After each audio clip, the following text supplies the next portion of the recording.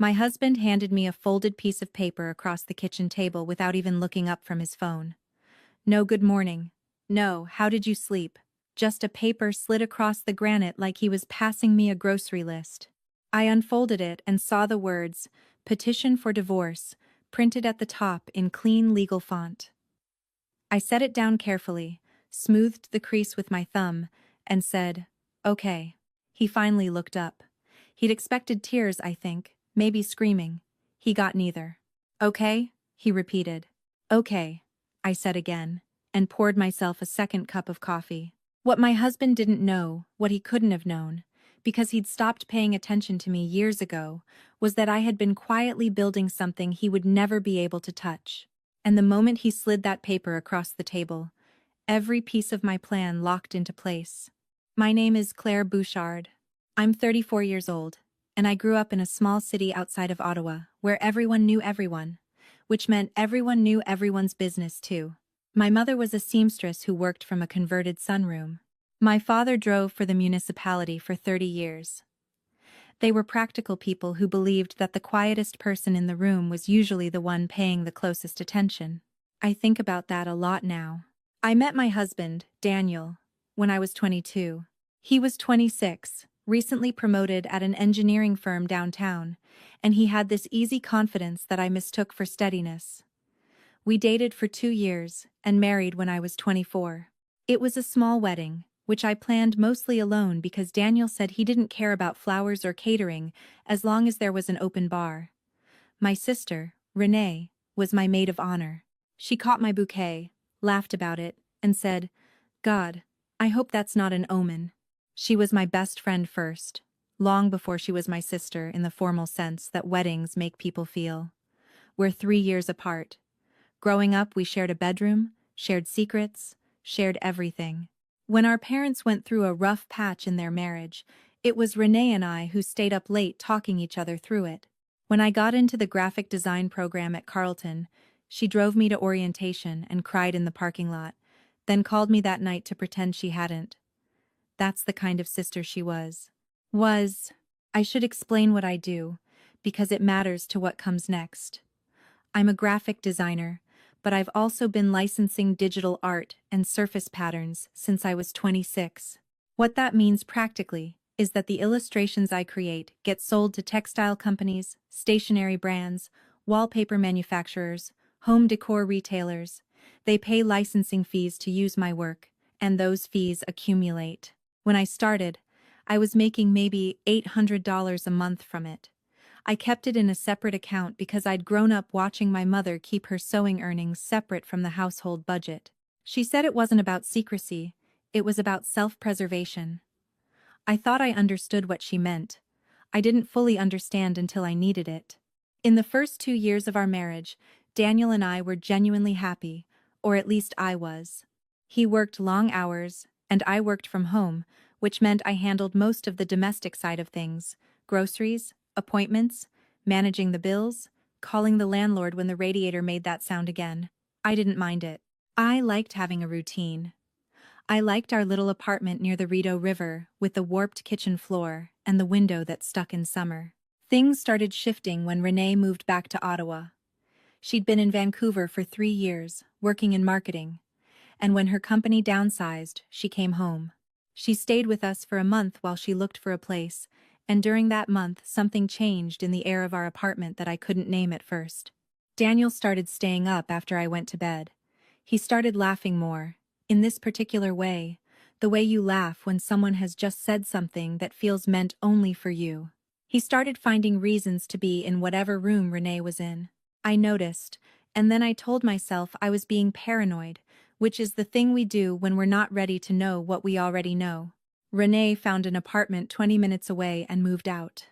I exhaled. Things seemed to settle. But they didn't settle. They just went quiet in the way that a storm goes quiet right before it gets serious. Daniel started working late on Thursdays. Then Thursdays became Thursdays and Tuesdays. He said there was a major infrastructure contract that required extra hours.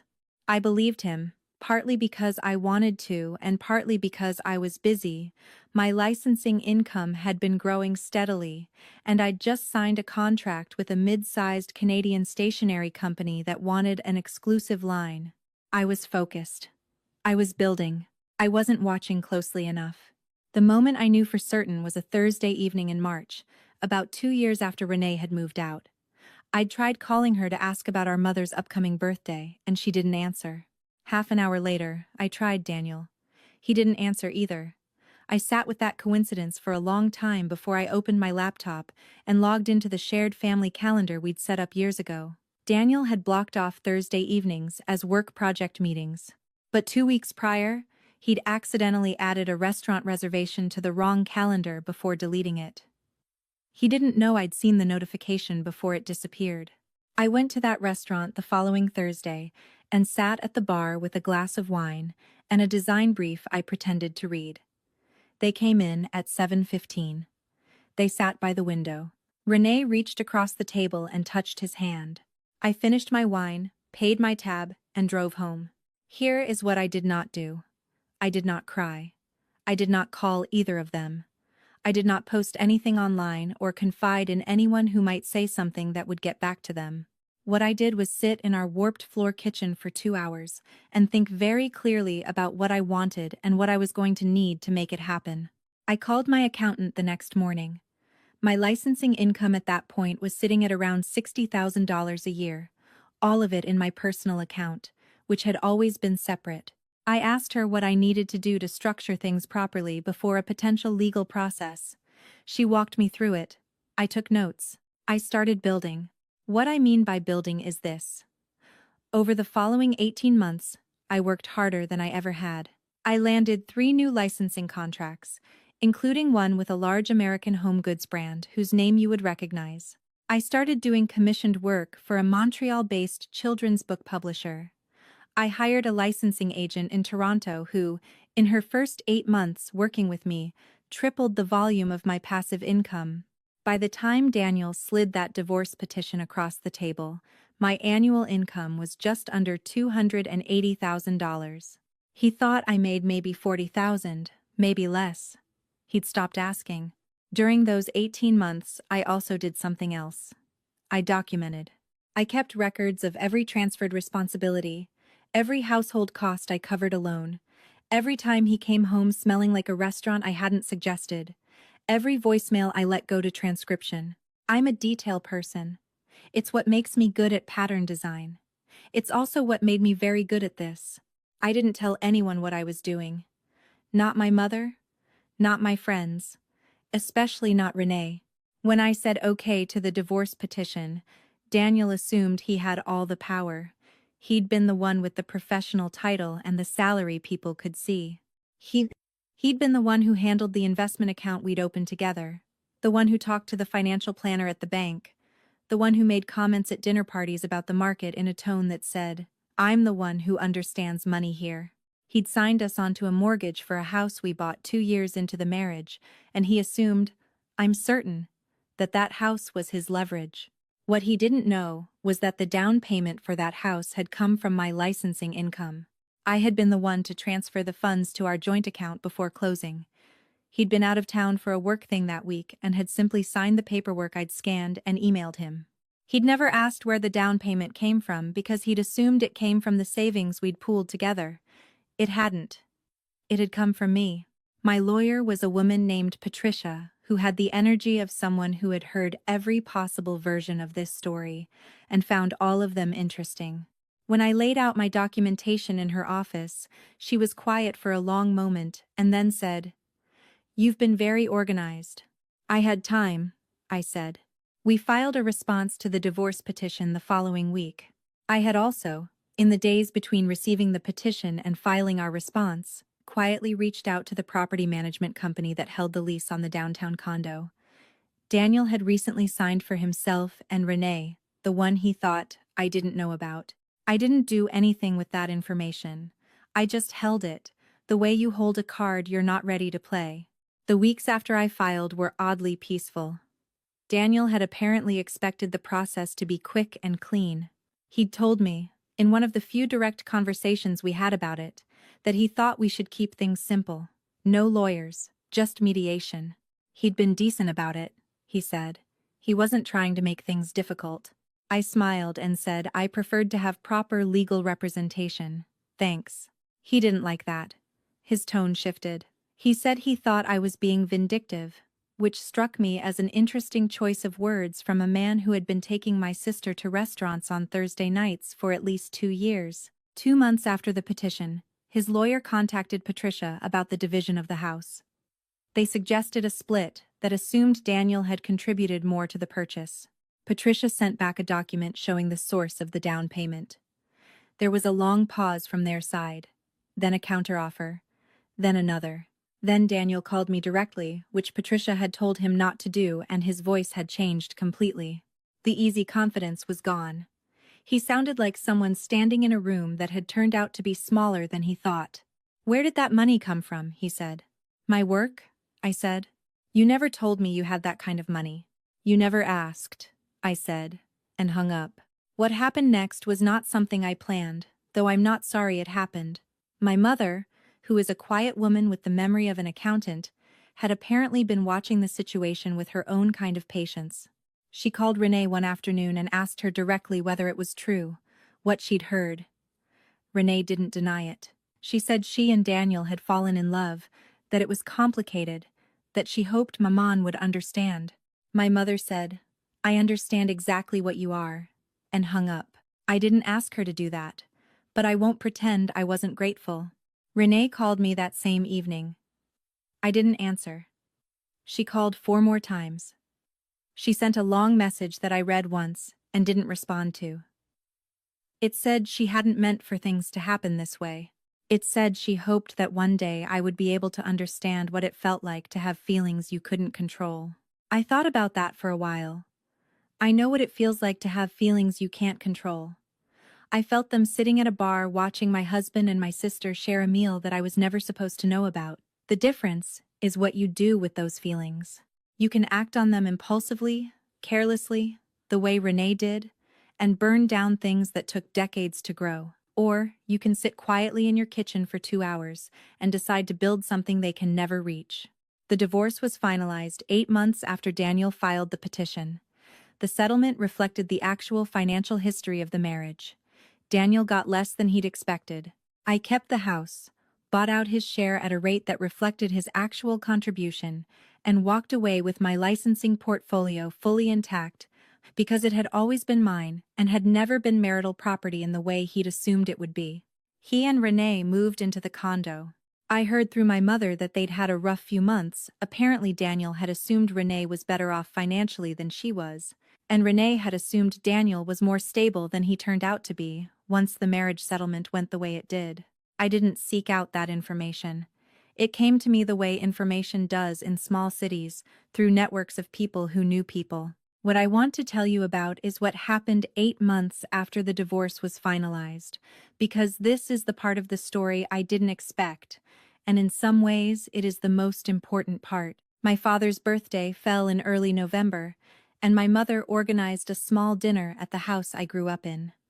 She invited me. She did not invite Renee, which was a choice I had not asked her to make but which she made anyway, quietly and without explanation. My aunt was there, my parents' longtime friends the Tremblays, and my cousin Isabel who'd driven up from Kingston. What I did not know was that Renee showed up anyway. She arrived 45 minutes into dinner without calling first, holding a bottle of wine and wearing an expression I recognized from childhood, the one she used when she wanted something, and was approaching it sideways. My mother opened the door, and they spoke quietly in the front hall for a moment. Then my mother said, in a voice that carried perfectly into the dining room, "This is your father's birthday dinner, and Claire is here. You should have called." There was a pause. Then the door closed. Renee had not been invited in. I sat at that table and looked at the food on my plate and felt something I can only describe as a very old sadness finally finishing. Not bitterness, not satisfaction, just the end of something. Later that evening, my cousin Isabel sat beside me on the back porch and asked me how I was really doing. Isabel is an emergency room nurse in Kingston. She does not traffic in vague reassurances. I'm okay, I said. I'm actually okay. Your income really is that high? She asked. She'd heard fragments. Higher now than when they divorced me, I said, and we both laughed. I have thought, since then, about what I would have done differently.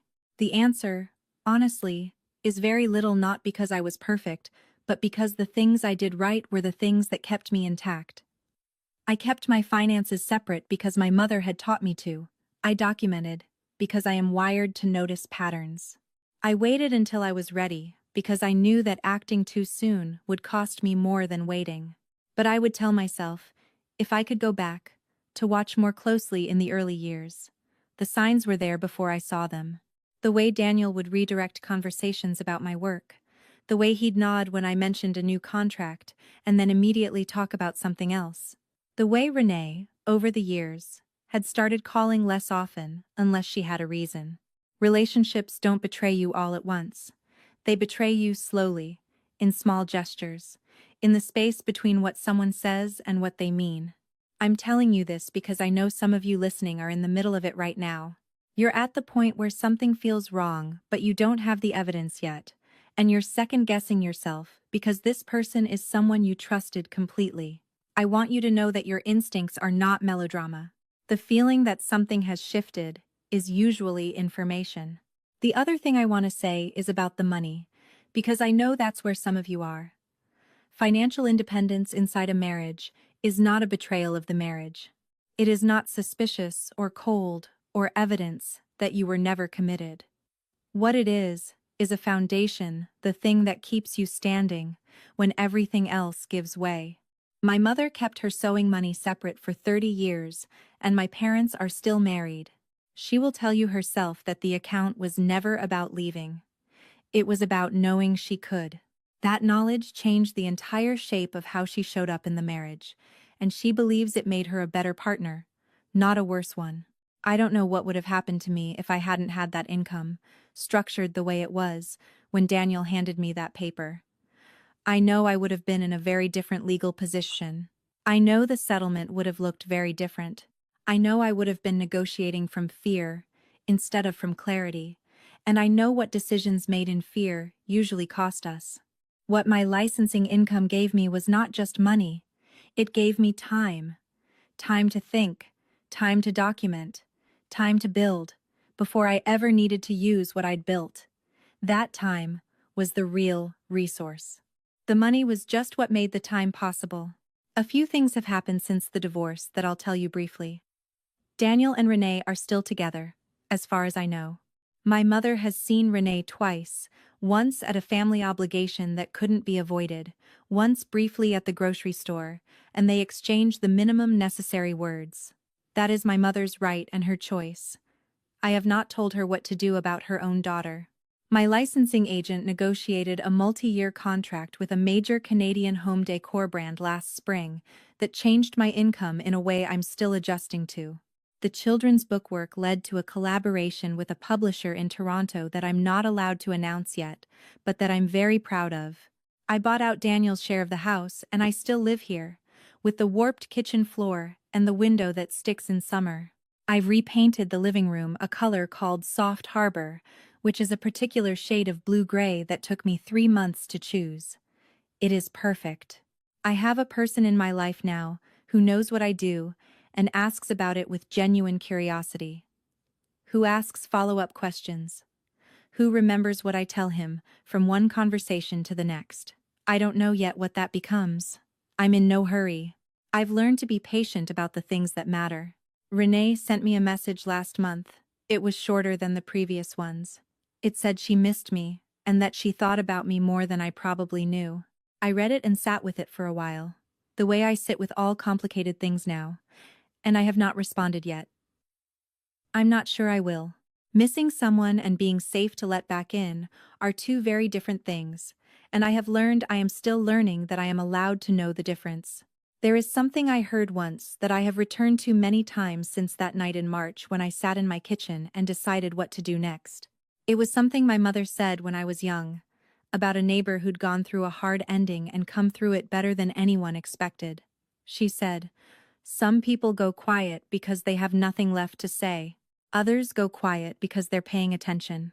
I have been paying attention for a long time. I am still paying attention now. And if you are someone who feels invisible in your own life, right now, overlooked, underestimated, quietly set aside by the people who were supposed to choose you, I want you to hear this. Invisible is not the same as powerless. The two can feel identical from the inside, but they are not the same. One is about how others see you. The other is about what you actually have. Know what you actually have. Build what you don't yet. Go quiet if you need to. Pay attention. The table turns, and when it does, you want to be ready.